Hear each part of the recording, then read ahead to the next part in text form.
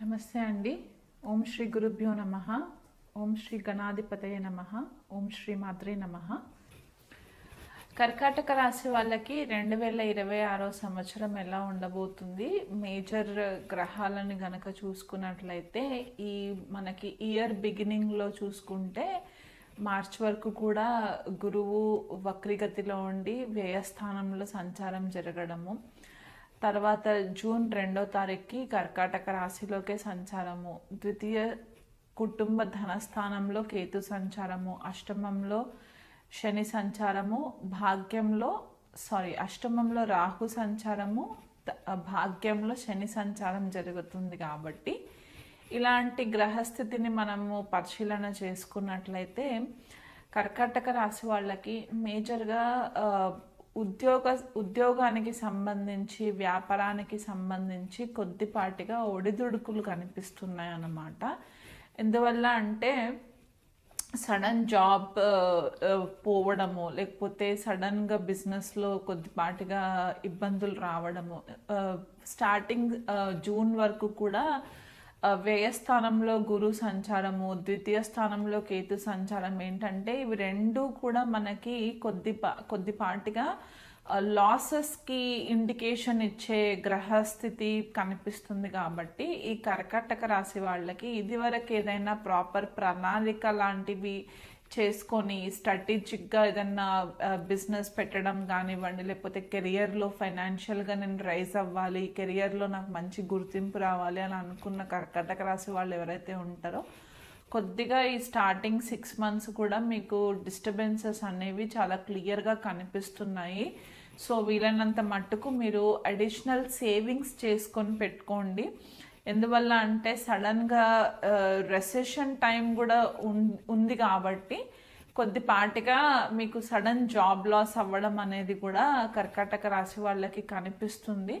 కాబట్టి ఆ విషయంలో కొంచెం కేర్ఫుల్గా ఉండండి. ఇది స్పెసిఫిక్గా గోచారంని బేస్ చేసుకొని చెప్పడం జరుగుతుంది. మీ వ్యక్తిగత జన్మజాతకంలో దశాంతర్దశలని కూడా మనము పరిగణనలోకి తీసుకున్నట్లయితే రిజల్ట్స్ కొద్దిగా ఆల్టర్ అవుతాయి. బట్ ఓవరాల్గా ఏంటంటే కెరియర్లో మీకు పెద్దగా సాటిస్ఫాక్షన్ ఉండే లాంటి సంవత్సరం అయితే కాదు అని చెప్పుకోవడానికి ఏమాత్రం కూడా చేంజెస్ కనిపించట్లేదు అనమాట.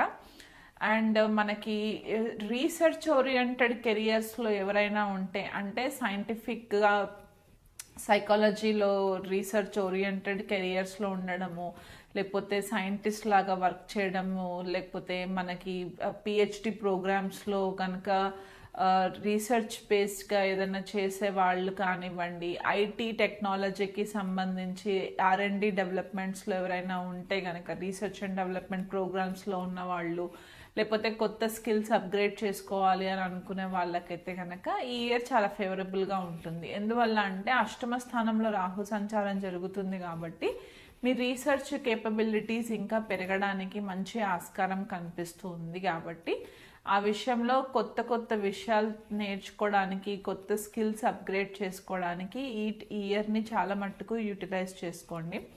భాగ్యస్థానంలో శని సంచారం జరుగుతుంది కాబట్టి కొద్దిసార్లు మీకు ఏదైనా సరే చాలా డిలే రిజల్ట్ రావడానికి కనిపిస్తుంది అనమాట. అంటే అనుకున్న టైంకి పనులు అవ్వకపోవడము, దానివల్ల మీకు కొద్దిపాటిగా మానసిక ఒత్తిడికి లోనవ్వడము, చికాకు పడడము, ఇలాంటివి కూడా కొన్ని కనిపిస్తున్నాయి. ఫారెన్ ట్రావెల్కి ఎవరైనా వెళ్ళాలనుకునే వాళ్ళు ఉంటే కనుక ఇవి కూడా మీకు కొద్దిగా డిలే కాజ్ అయ్యే సిచ్యువేషన్స్ లాగానే కనిపిస్తున్నాయి.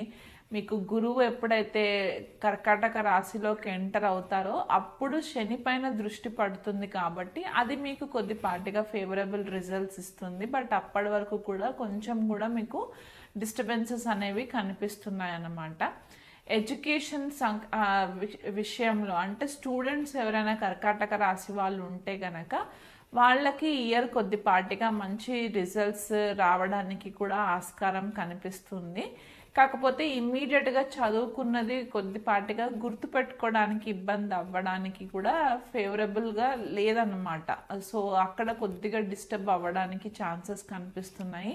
హెల్త్ విషయంలో చాలా జాగ్రత్తగా ఉండండి. సడన్ యాక్సిడెంట్స్కి కూడా మీరు లోన్ అవ్వడానికి ఛాన్సెస్ కనిపిస్తున్నాయి. ఎందుకంటే అష్టమంలో రాహు కాబట్టి మీకు కొద్దిగా మాయలో పెట్టడానికి ఛాన్సెస్, మీ గుప్త శత్రువులు కొద్దిగా స్ట్రాంగ్ అవ్వడానికి పాసిబిలిటీస్ ఉన్నాయి. తండ్రి యొక్క ఆరోగ్యం విషయంలో కొంచెం కేర్ఫుల్గా ఉండండి. అత్తగారి వాళ్ళ ఇంట్లో విషయాలలో కొద్దిగా కేర్ఫుల్గా ఉండండి. వీలైనంత మట్టుకు ఎక్కువ గాసిప్స్ చేయకండి. మీ వర్క్ ఎంతవరకు ఉందో అంతవరకే మీరు ఫోకస్ పెట్టుకోండి. అనవసరమైన విషయాలలోకి ఎక్కువ లోన్ అవ్వకండి. ఇంటర్ఫియర్ ఎక్కువ చేయకండి. దానివల్ల ఏమవుతుందంటే మీ పేరు పాడైపోతుంది. అనవసరమైన అలిగేషన్స్ రావడానికి ఛాన్సెస్ ఉన్నాయి. ఎందుకంటే ద్వితీయ స్థానంలో కేతు సంచారం కాబట్టి 1-2 మాటలు కూడా పుట్టే అవకాశం ఉంది. కాబట్టి దానివల్ల మిమ్మల్ని ఫ్యామిలీ నుంచి కొద్దిగా పక్కన పెట్టడానికి కూడా ఆస్కారం కనిపిస్తుంది. కాబట్టి ఈ విషయంలో కొంచెం కేర్ఫుల్గా ఉండండి. అండ్ మనకి ఓవరాల్గా చూసుకున్నట్లయితే కర్కాటక రాశి వాళ్ళకి ఆరోగ్య రీత్యా కొంచెం జాగ్రత్తగా ఉండండి. మీ మానసిక ప్రశాంతతకి భంగం కలిగించేలాంటి పరిస్థితులు ఎదురవుతున్నాయి అంటే కనుక వాటికి దూరంగా ఉండే ప్రయత్నం చేసుకోండి. వీలైనంత మట్టుకు కనీసము 3 నెలలకు ఒక్కసారైనా సరే పౌర్ణమి టైమ్స్కి మీరు దగ్గరలో ఉండే నదీ తీరాన ఏదైనా అమ్మవారి ఆలయాలు ఉంటే కనుక అది విజిట్ చేసే ప్రయత్నం చేసుకోండి.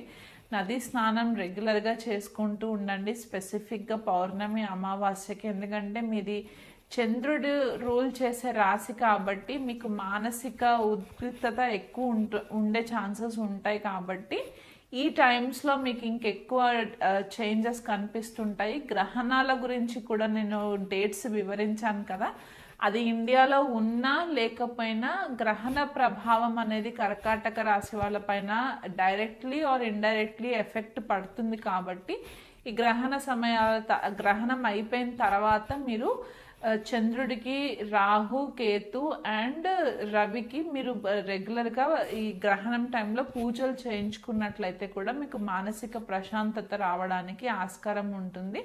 బట్ ఓవరాల్గా చూసుకున్నట్లయితే హెల్త్ విషయంలో, కెరియర్ విషయంలో చాలా ఆచితూచి అడుగులు వేయండి. ఒక ఆపర్చునిటీ వచ్చిన తర్వాతనే కరెంట్ జాబ్ని రిజైన్ చేయండి. తొందరపాటు నిర్ణయాలు తీసుకొని రెసిగ్నేషన్స్ హ్యాండ్ ఓవర్ చేయండి. ఈరోజు మనము 2026 సంవత్సరము ద్వాదశ రాశుల వాళ్ళకి ఎలా ఉండబోతుంది అండ్ మనకి గ్లోబల్ లెవెల్లో ఎలాంటి పరిస్థితులు మనకి ఎదురవుతాయి, జియోపొలిటికల్ ఇష్యూస్ అవ్వచ్చు, లేకపోతే వాతావరణానికి సంబంధించి ఇష్యూస్ అవ్వచ్చు, పొలిటికల్ లీడర్స్కి ఎలా ఉండబోతుంది, మనకి రెసెషన్ ఏమైనా వస్తుందా, ఉద్యోగాలకి సంబంధించి ఐటీలో ఎలాంటి డెవలప్మెంట్స్ అవుతాయి, ఈ గ్రహగతులని బట్టి మనము డిస్కస్ చేసుకునే ప్రయత్నం చేద్దాము. కానీ దానికంటే ముందు మనకి జనరల్గా మేజర్గా మనము 4 గ్రహాల ట్రాన్సిట్స్ని బట్టి మనకి ఈ డిఫరెన్సెస్ అనేవి తెలుస్తూ ఉంటాయి అన్నమాట. సో మనకి ఇక్కడ గురువు, శని, రాహు, కేతువుల యొక్క గోచార సంచారం ఎలా ఉండబోతుంది అండ్ 2026 సంవత్సరంలో వచ్చే గ్రహణాల వల్ల మనకి ఎంతవరకు ఇంపాక్ట్ ఉంటుంది, వ్యక్తిగతంగా యాజ్ వెల్ యాజ్ మనకి గ్లోబల్ లెవెల్లో ఎలాంటి చేంజెస్ వస్తాయి అనే విషయం పైన మనము డిస్కస్ చేసుకుందాము. కానీ దానికంటే ముందు మనకి ఈ ట్రాన్సిట్స్ ఎప్పుడు జరుగుతున్నాయి, ఈ గ్రహణాలు ఎప్పుడు అవుతుందో ఆ డేట్స్ కూడా వివరిస్తాను. సో మనకి మొదటగా చూసుకుంటే కనుక గురుగ్రహాన్ని తీసుకుంటే జనవరి 1 నుంచి మార్చి 11వ తారీఖు వరకు కూడా గురువు వక్రిగతిలో సంచారం చేస్తూ మిథున రాశిలో సంచారం జరుగుతుంది. మార్చి 11వ తారీఖున డైరెక్ట్ మోషన్లోకి వచ్చిన తర్వాత జూన్ 2వ తారీఖు వరకు కూడా కర్కాటక రాశి, మిథున రాశిలోనే